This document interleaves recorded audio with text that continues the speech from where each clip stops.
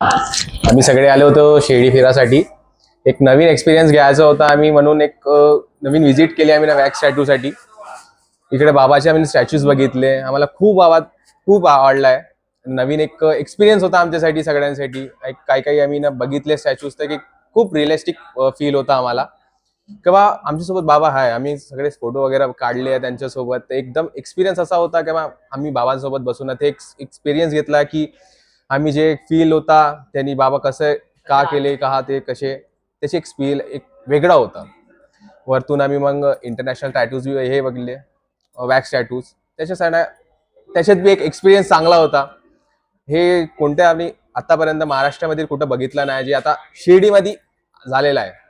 तर तुम्ही बी सगळे या, व्हिजिट करा.